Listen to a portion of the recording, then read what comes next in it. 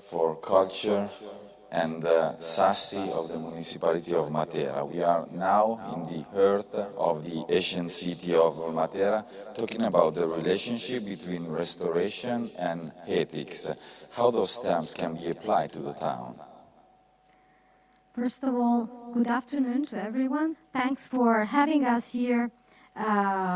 And welcome to all the delegations taking part in the Restoration Week in Matera. Well, restoration and ethics are very much connected. People make the difference, really. Their pride, their awareness, their knowledge, know-how, and most of all, their spirit of identity. I'll tell you a very short story about my town.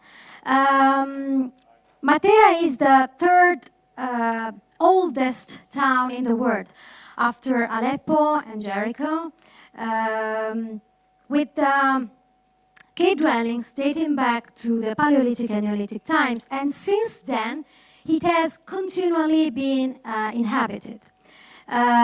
It is called Città dei Sassi, which are Italian words for city of stones. Sassi are these cave dwellings where people lived and still live now. The ancient part of the city, of the town, which is where we are now, in the heart of the ancient area of the town, were carved in the calcareous rock, which is surrounding us as well. And it is the ancient part was built. It grew up on the slope of a rocky ravine, which was created by a river, which doesn't exist anymore. Now it is replaced by a very small stream, which is called La Gravina. So I was saying that people have always lived here, all together with animals, one next to the other. And Matera was built like a ladder. There were streets which were on the roofs of the houses. There were cemeteries which were on the roofs of the houses. There was a famous Italian author from northern Italy who said that the dead are lying on the living beings, because cemeteries were set up, because it is built like really a ladder, you know. What happened is that people lived here, but there was a lot of poverty, there were poor working conditions, poor sanitation, but there were, you know, there was the heart of the people living here. They loved living together. In 1948, the head of the Communist Party, Togliatti, Palmiro Togliatti, called Matera the shame of Italy. And a few years after that, in 1952, the Prime Minister De Gasperi decided to transfer most of the population to new areas of the town. So this could be the end of the story. This could have been the end of the story. It's a stop, you know. Central government decides to transfer the population elsewhere for safety reasons, for hygiene and so on. But people have always lived here. And this is a resilient city, a resilient town. people had their heart here. And over, throughout the decades, the last decades, people worked hard and turned the shame of Italy into the pride of Italy. With they made the Sassi, they made this former shame of Italy a UNESCO World Heritage in 1993, the first site, the first UNESCO site in southern Italy. They turned it into the European Capital of Culture in 2019. So it's really the people that make the difference. Today, Matera is something else. This is why restoration goes along with ethics, it goes along with people, necessarily. It has to be so. Today, Matera is an amazing natural scenery for the cinema, for example. It is also known as the underground city for the system of cisterns and water collection. It is a sustainable city. It is a green city. It is a technological city. So it's exactly something which goes into the opposite direction of what it was before. So this is why I think that people make the difference, and ethics, pride, and spirit of identity of the people makes a difference. And that's what happened in Matera. That's what changed completely the story of the town. So from the abandonment to the urban regeneration, from shame to pride, from horror to beauty. And I really hope that Matera can be a symbol and an example that can inspire. Our story can inspire other stories, like other people's and other towns and country stories can inspire us as well. Thank you. Thank you, Consuelo. Thank you, Tiziana. It's really a very interesting story. So we are in the right place to talk about restoration, and we are in the right place to talk about ethics. So thank you again. And let's start with the Restoration Week 2021.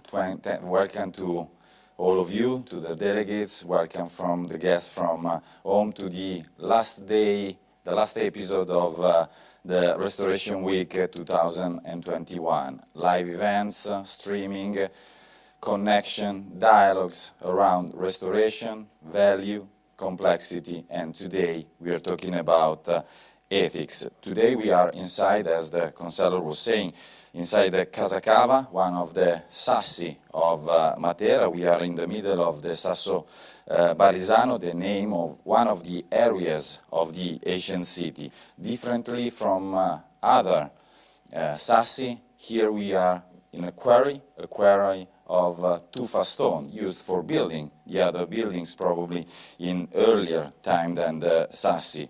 Now we are in a conference hall, a place for events, a place for live streamings, a place for international meetings, a place for theatrical performances and concerts.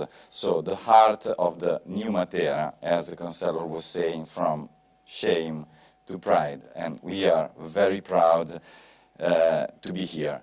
Before starting, just let me remind you to follow us on our social, Twitter, Facebook, Instagram. Please use the chat that you find on our website, www.restorationweek.it and the Salone del Restauro, to communicate with us and give us your opinion on what we are seeing and discussing.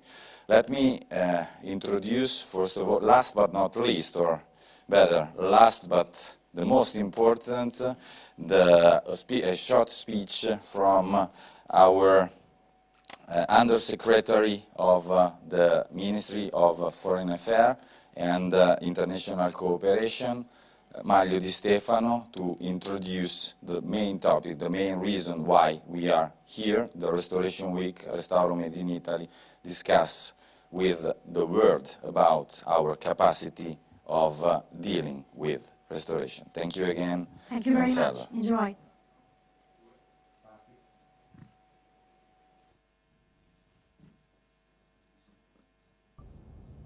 Buongiorno a tutti, è un piacere per me poter inviare il mio messaggio di saluto a questa edizione 2021 del Restoration Week. Vi voglio portare anche il saluto del Ministro Di Maio e dimostrarvi la vicinanza della Farnesina a questo importantissimo settore bandiera del nostro paese nel mondo. Per questo motivo l'internazionalizzazione delle industrie culturali e creative italiane è al cuore dell'attività della Farnesina. Mi riferisco innanzitutto all'instancabile attività di promozione all'estero di eventi e iniziative realizzate alla rete diplomatico consolare e dagli istituti di cultura italiani. In questi anni abbiamo realizzato massicci investimenti. Pensate che solo nel 2020 sono stati 15 milioni di euro a valere sul Fondo per la promozione integrata, istituito con il decreto legge Cura Italia, che hanno portato alla realizzazione di più di 400 prodotti culturali inediti realizzati con il coinvolgimento di oltre 700 artisti, professionisti, creativi e imprese, a cui si sommano le centinaia di iniziative, sia in presenza che virtuali, realizzate dalla rete estera della Farnesina. L'Italia è un paese che affonda le proprie radici nel suo patrimonio artistico e culturale. Noi queste radici vogliamo anche proiettarle verso il futuro. Per questo abbiamo voluto articolare le nostre iniziative su più settori, con un taglio per raccontare l'Italia contemporanea, quindi il cinema, con l'appuntamento Fare Cinema, la rassegna annuale dedicata ai mestieri e ai professionisti della settimana. Nell'app stessa, con l'Italia contemporanea, una serie di 4 documentari che raccontano il viaggio attraverso i luoghi dove oggi si respira e si parte in Italia. Infine, ed è un progetto che credo sia particolarmente promettente, Italy Journey Wonders, il videogioco in 11 lingue che unisce cultura e arte tecnologia e che racconta la bellezza e la tradizione d'Italia in maniera interattiva e un prodotto made in Italy, tra l'altro, per promuovere l'eccellenza delle attività italiane. Per dare continuità all'offerta culturale, alcune iniziative sono state digitalizzate, altre sono state pensate con nuovi linguaggi, sono nati festival online, mostre virtuali, campagne di comunicazione sui social media, videogiochi, applicazioni, prodotti che uniscono cultura e alta tecnologia. Tutte queste novità sono ora accessibili in italiano, il nuovo portale della Farnesina per la promozione della lingua, della cultura e della creatività italiana. Questa è, e ne sono convintissimo, la strada giusta. La legge di bilancio ha rifinanziato il fondo per il potenziamento e la promozione della cultura e della lingua italiana all'estero con 32 milioni di euro per proseguire con 47 nel 2022 e 51 per il 2023. Da quella data inoltre il fondo è stato stabilizzato con una dotazione di 51 milioni di euro all'anno. Con queste risorse crescenti e poi costanti e consistenti dobbiamo di mettere carburante nel motore di un comparto di eccellenza che ha enormemente sofferto l'attuale crisi. Sappiamo benissimo che in Italia lo straordinario legame tra cultura e imprese e territorio ha generato un ricchissimo tessuto industriale, culturale e creativo che è diventata qualità e innovazione. In questa cornice vogliamo proporre una nuova narrazione d'Italia, seems to be and has been shown to be a real multiplier when it comes to economic outcome in all forms of arts, from live shows to exhibitions and other culture. Realizzando progetti digitali innovativi per rilanciare l'immagine dell'Italia all'estero, ma anche investendo nella crescita del sistema culturale e creativo e mettendo in mostra a livello globale le competenze dei professionisti italiani. Nel settore del restauro e della conservazione il nostro paese ha una lunga tradizione di eccellenza, grazie al lavorato di istituti prestigiosi come l'Istituto Superiore per la Conservazione e il Restauro, l'Opificio delle Pietre di Firenze e il Centro di Conservazione e Restauro della Veneria Reale. Tra le nostre eccellenze vorrei ricordare anche un altro settore contiguo a quello del restauro, ovvero le missioni archeologiche. Our conservators, our people in charge of restoration are operating, relying on the cutting edge technologies in this field. And of course, we focus a lot on this sector because we think this is a real driver of the socio-economic development of our forse ancora poco noto al grande pubblico in Italia, questo settore è ben conosciuto e apprezzato invece da tutti coloro che si occupano del patrimonio culturale del mondo. Of Italy, but well, of course, it is a very important sector. And for this reason, we have also been focusing a lot on the support to this sector. Well, of course, we think this sector also symbolizes our real vision. This is the vision of Italy as a country.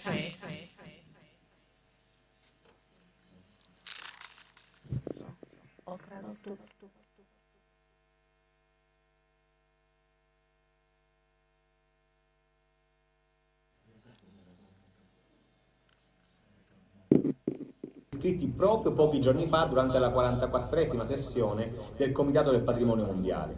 Si tratta di Padova, Spitta, Giotto, la Cappella degli Scrovegni, i siti storici del Trecento, di Monte Catini Terme, in quanto componente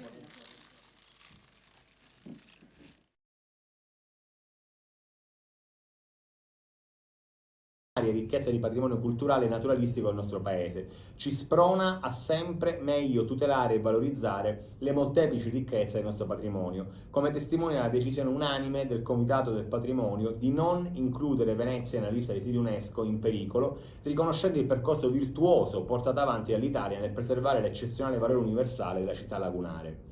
Concludo ringraziandovi ancora una volta per il vostro lavoro a sostegno del patrimonio culturale e confermandovi la grande importanza che come governo e come Farnesina attribuiamo al settore del restauro come strumento indispensabile per preservare e valorizzare i nostri beni culturali, nonché strumento di relazioni internazionali del nostro Paese. Vi ringrazio per l'attenzione e vi auguro un buon lavoro.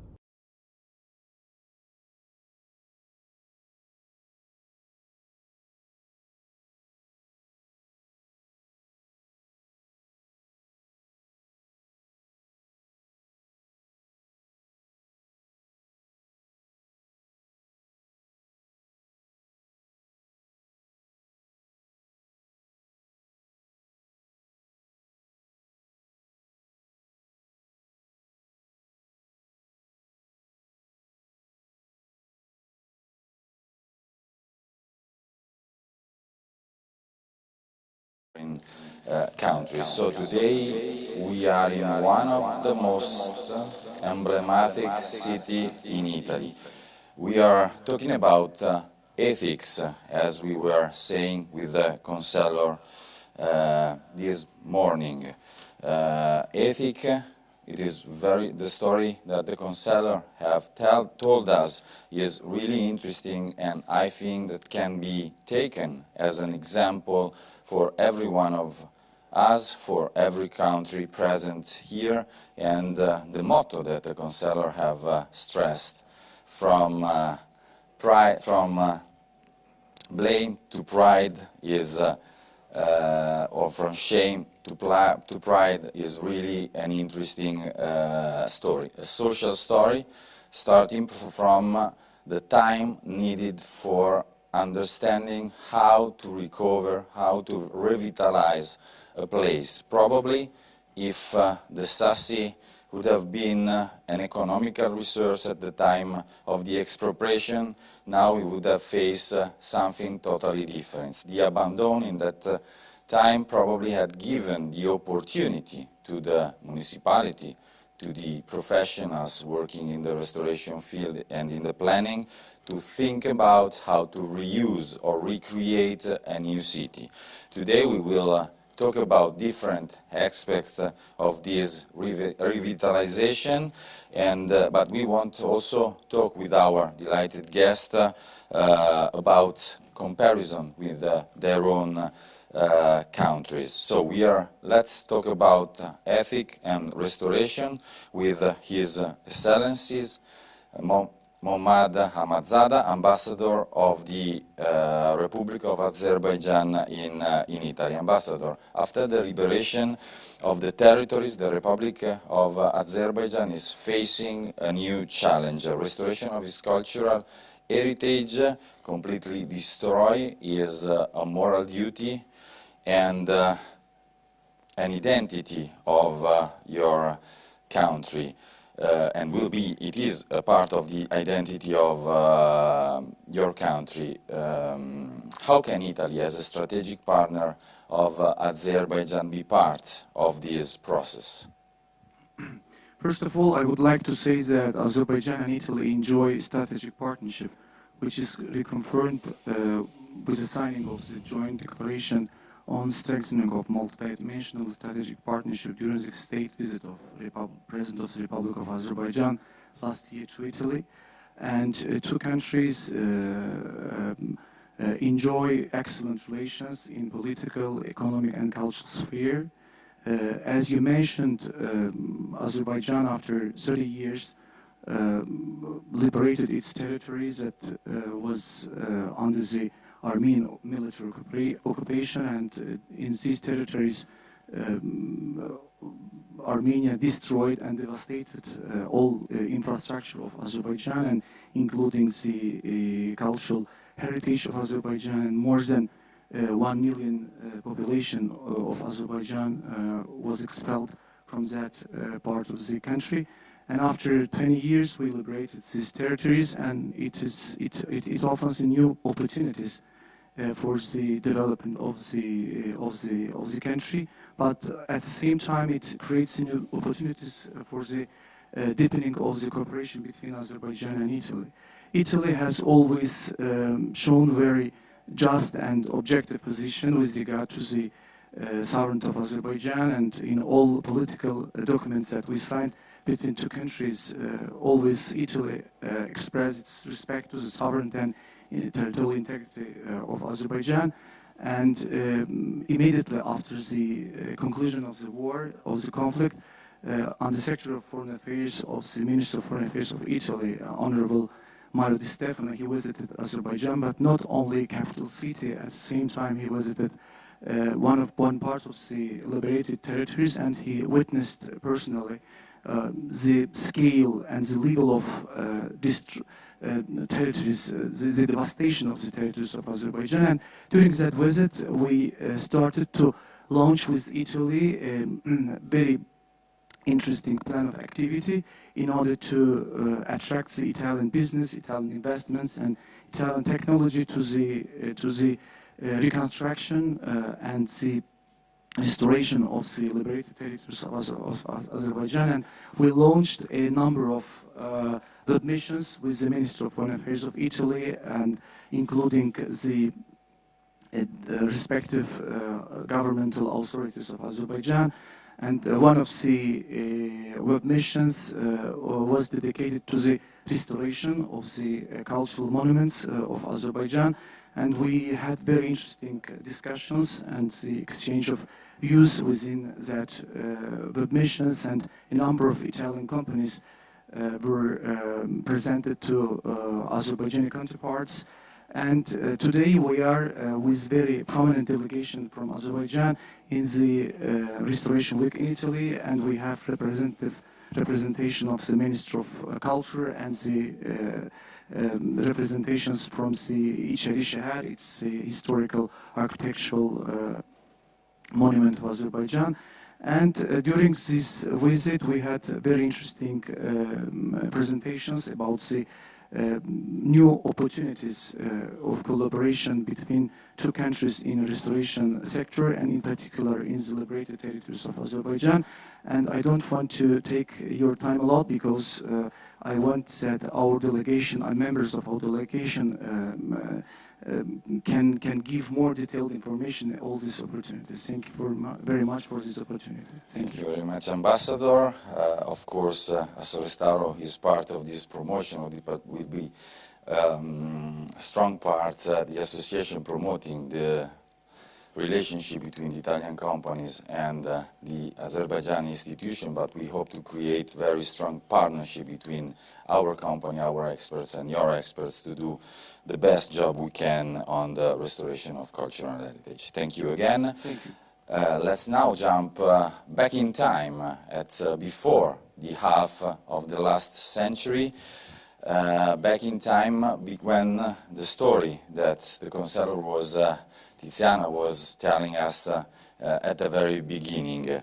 And let's see how was the life into the Sassi at the time. Casa Carotta.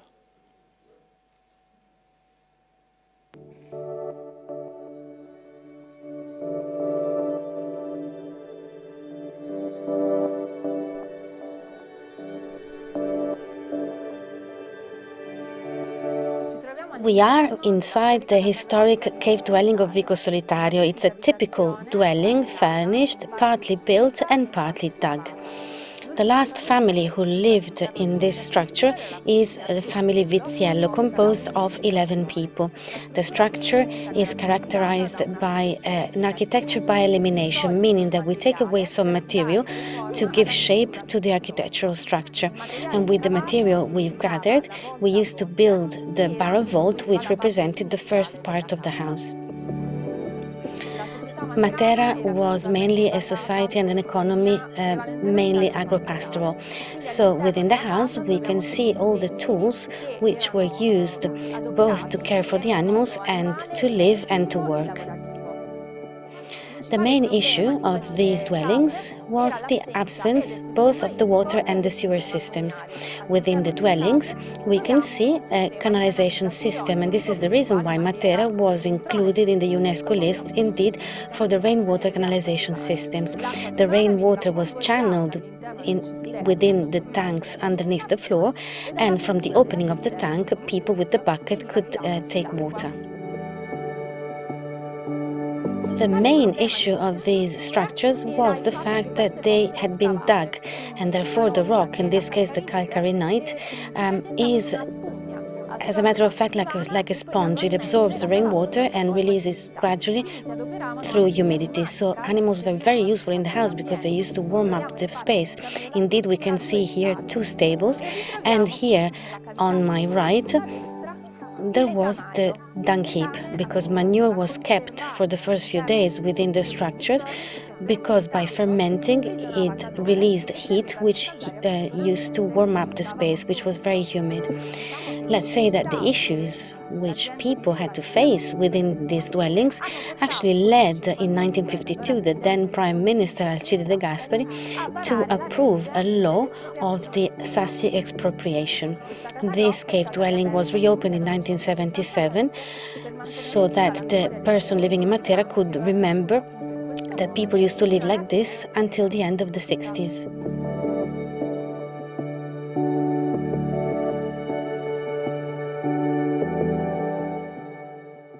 We have shifted to a time where the hygienic situation and the social life was very complicated. And that's the beginning of the story. As I was saying, sometimes time is necessary to face difficult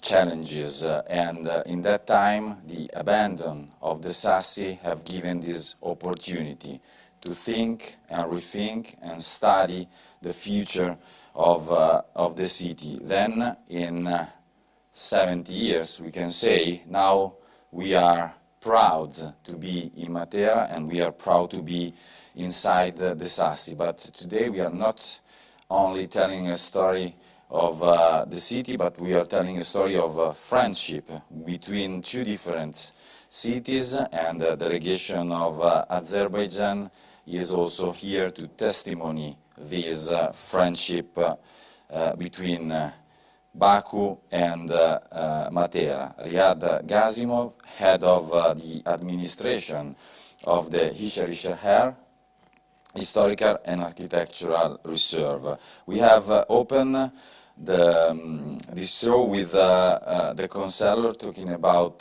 ethic in Materica, an ethical story. Hisar has signed an MOU with Matera. Can you tell us something about the similarities between the 2 cities, the 2 towns? Thank you very much, Andrea, and thank you very much. I would like to express my gratitude, first of all, to all the organizers of this wonderful week. We're spending a very interesting time and learning a lot from our colleagues here in Italy. Of course, you've mentioned from the very beginning that Shahar, the old city of Baku, and Matera have differences, but I'm here for the first time, and I would like to stress out that although there are, of course, some differences from a cultural point of view, but there are also a lot of similarities, which I can see here. And this is exactly the place where we can learn a lot as representatives of Shahar to preserve and to develop the old city of Baku. The old city of Baku is the very heart of the capital of Azerbaijan, and it was consisted in the medieval times only of Shahar. And you've mentioned this great opportunity we had with this memorandum we had with Matera, our Matera colleagues, which we had a very fruitful meeting today. And I would like to make sure that we agreed on a very interesting projects which will allow both to our Italian colleagues, our Italian friends here, and to Azerbaijani part to benefit from each other. So coming back to the ethics norm, I would like to stress out also that the similarity of Shahar and Matera, as I can see, is that both of them still, being very ancient cities, are well populated. Shahar has more than 4,000 inhabitants till the moment, and it was one of the most important decisions of the government of Azerbaijan, which made a decision to keep it as a living city, not to capsule it, not to close it, but to make it a vibrant city with its own rules, with its own development, and etc. And I can say that my Azerbaijani colleagues know, and I think that the colleagues which have been to Azerbaijan from Italia, they know that the inhabitants of Shahar, or the old city of Baku, have their own rules, have their own traditions, which are sometimes can be quite different from the other sides of Baku, being the city within the city. So coming to these ethic norms, one of the most important issues for the administration of Shahar was to keep these traditions, to make the inhabitants of this city feel that they are comfortable even with the fast developing world, which is outside the city walls. And I think we've succeeded in that. And this success story is actually what brought us to the point when we are one of the most prominent success models in the UNESCO World Heritage List, because there is a model of management with the administration, with the specific administration, which is combining several competences of different state entities in itself. Is quite an exclusive mechanism, which is currently being promoted by several UNESCO World Heritage cities. So coming to that, to the ethics point, of course, it is very important for us to preserve not only the monuments of Shahar, which is more than 500 of them on 22 hectares territory, but also to preserve the ambience, the vibe of Shahar, which is the most important thing, which you feel right away when you come inside the city walls, and you start to feel it, and it's a wonderful opportunity to get back in time. So I would like to once again thank our Italian colleagues, Italian friends, for this wonderful opportunity, which gathered us all here. And I'm sure that our mutual cooperation will go on, both with our colleagues from the Italian Trade Agency, Anna Saristaro, and also with our dear friends and colleagues from Matera City Council. Thank you, Riyad. For sure, we have today connected the three words that we have used during this week: complexity. Matera and Baku are complex city and complex social context, value, because both are values of history of our global identity, and ethic, because both are ethical stories. So what are the next steps in the process of restoration but valorization of the old city of Baku? This is a very important point you mentioned, of course. As an administration, we always have ongoing restoration works. We started 10, 12 years ago as an entity with restoration of the most well-known monuments of Azerbaijan and Baku. It was the Maiden Tower and the complex of Shirvanshah Palace, which are inscribed in the World Heritage List as well. And we had a very very good success story of cooperation with our European colleagues and European experts, which were brought to so that our local experts also can gain the enough experience on the modern technologies. So coming to the projects which are currently in our pipeline, we've just recently finished the project of 17th century Baku Khan's Palace, which was completely regenerated and restored. And we are planning to, we are currently finalizing the establishment of the wonderful museum exposition there, which will be one of its kind in the region.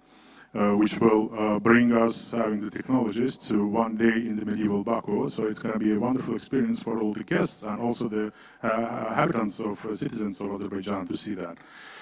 The other important project for us is the city walls. We have more than 1,000 meters of city walls, which are still intact, and we are fragmentarily restoring them. We are currently looking at approximately 900 meters of them, which we're planning to restore in the upcoming years. It's a very promising project and it's a very important project because it's actually what differs and what borders Şarishahar from the other part of Baku, the modern Baku. So therefore it is very important for us to preserve it since they were not restored for the last almost 80 years since the Soviet period.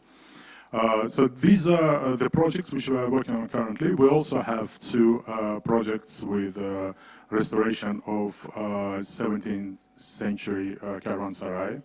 We also recently found during the archaeological excavation the hammam, the bathhouse of 17th century, which was one of the most significant findings in recent history of Şarishahar. So these are very briefly about our plans. Thank you very much, Riyad. We are, of course, ready to be part of your challenges and of your revitalization of the city. Thank you very much. We, but not only the Italians from Assorestauro and Matera, but I think all our colleagues from all over the world that have joined us today in this week in Italy. So thank you again.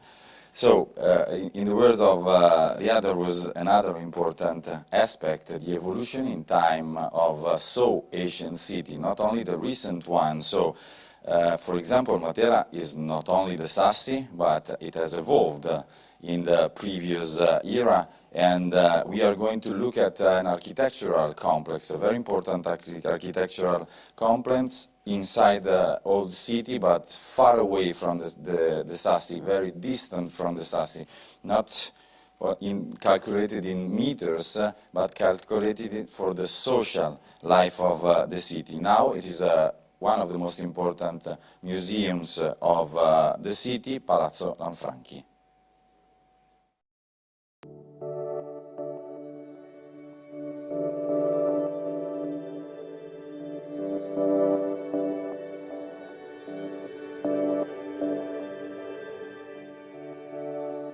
We are in the beautiful cloister of Lanfranchi Palace, and I'm going to tell you briefly the history. The original center of the palace dates back to 1608 and is composed of the Church of Carmine and the annexed seminary of the Carmelites. The palace itself is born as a seminary in 1668 thanks to the Archbishop Vincenzo Lanfranchi, who, following the indications of the Council of Trent, gave the town town of Matera its own seminar. On the facade of the palace there is also the front of the Chiesa del Carmine. The palace is distributed on the north-south axis, and within contains as a cornerstone the cloister we see behind me. The first important extension of the palace is the one that we find to the west, and which was done during the first decades of the 18th century. The second extension, given the need to have a higher number of seminarists, was the one done during the 19th century, and which extended the palace further towards the south, towards the current terrace. The palace, the building itself, is a layered building with different functions and different building phases, and the palace itself has been a seminar, a classical high school, and it has also become the National Museum of Modern Medieval Art in 2003, whereas today is the National Museum of Matera.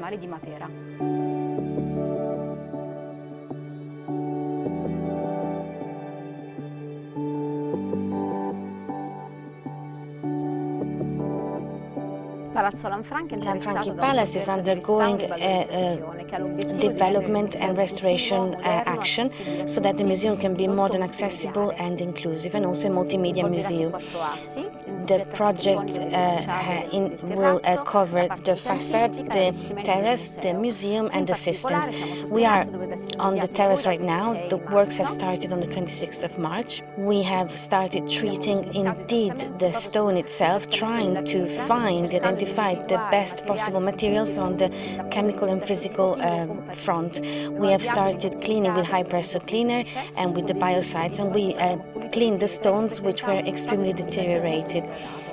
We have also treated the gaps because the terraces had undergone many fractures in different points, and there were missing pieces because during winter, when the temperatures are low, there are those fractures on the stones, and so over time there's been a wear and tear on the terrace, and there's been more and more gaps. We've always tried to use the best possible material, and so choosing mortar has been important because in a restoration building site, the mortar is fundamental, and it's a crucial choice for the team working at the restoration, because restoration is not possible without mortar. The transition from the ancient use, at the time a noble palace, a residential palace, to a new use is now part and mandatory of the activities of the organization who are managing cultural heritage, and one of the main goals of all the experts that are working in this sector. Klesta Ciritsi, advisor of the Minister of Culture of the Republic of Albania. What is the actual policy of the Ministry of Culture about the cultural heritage and cultural tourism in Albania? Thank you, Andrea. And it's a pleasure for me to be here and discuss about Albania and cultural heritage in Albania. Albania is a country of eternal beauty. In our territory, we count a considerable number of monuments. And this is a big fact, a beautiful fact, but a big challenge for the Ministry of Culture. In the recent years, referring to the most important examples of the countries like Italy, we have improved our approach for the cultural heritage by providing programs for cultural heritage and for conservation of historical centers, monuments in the cities like Vlora, Gjorkastra and Tirana, which are very important cities in Albania. 2 years ago, Albania was hit by a deadly earthquake, which has affected the life of Albania in many aspects. One of that was cultural heritage field. And for the Ministry of Culture, the priority was to manage the situation, and now we are working very hard for the conservation and revitalization of all the monuments that are affected by this earthquake. A program like EU for Culture, which is a program financed by European Union and other programs by the other donations are supporting Ministry of Culture to achieve this purpose. Going through the difficult situation of the COVID period, we understood that we have to find innovative solution for the exhibitions and for promotion of the cultural heritage. So we are working to find and to innovate the exhibition line of the museums of cultural heritage in Albania. This will be possible through digitalization and through contemporary technology. Our focus is in the management plan and business plan in order to have a sustainable development of cultural heritage in Albania.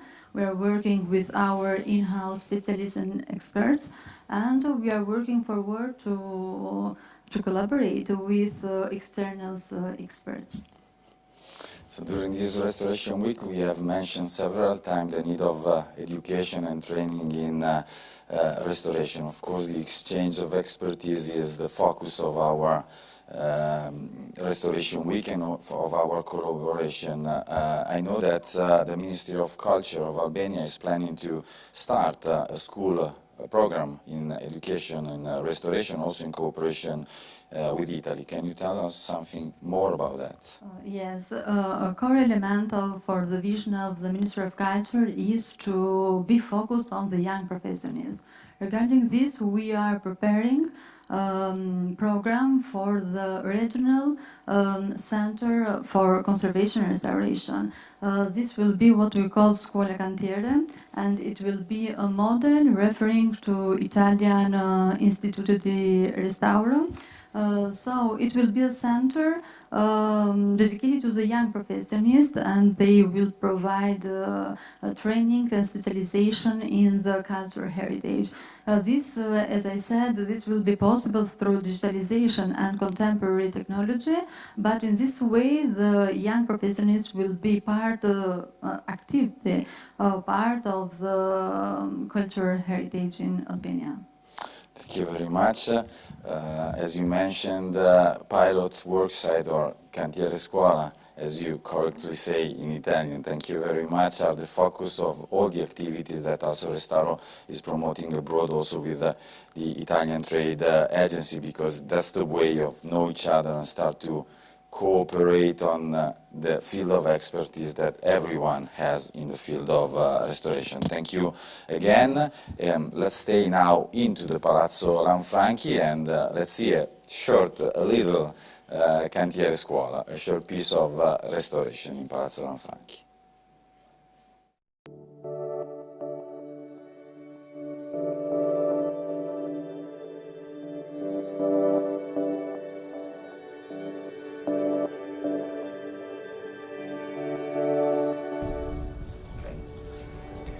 I am plastering these degraded areas in the rock. This is a local rock called calcite limestone,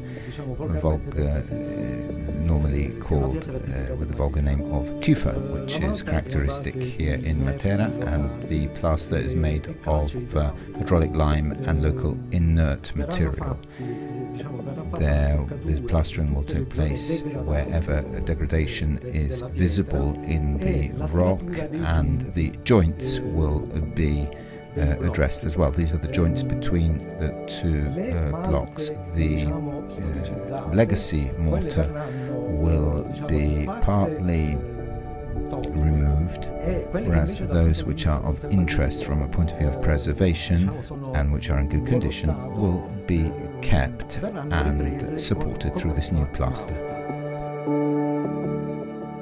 Let's now make another little jump, not in time this time, but on the opposite side of the Mediterranean Sea, again in Lebanon. We are with Sarkis Kourit, director of the DGA, the General Directorate of Antiquities of Lebanon. We have had the opportunity to meet your colleagues here in Italy and talk about the situation that you are facing, that you have faced in Beirut due to the blast of the 4th of August 2020. But this is not, Lebanon is not only Beirut. Lebanon has a very rich history and a very rich history of archaeological sites that you are restoring and valorizing.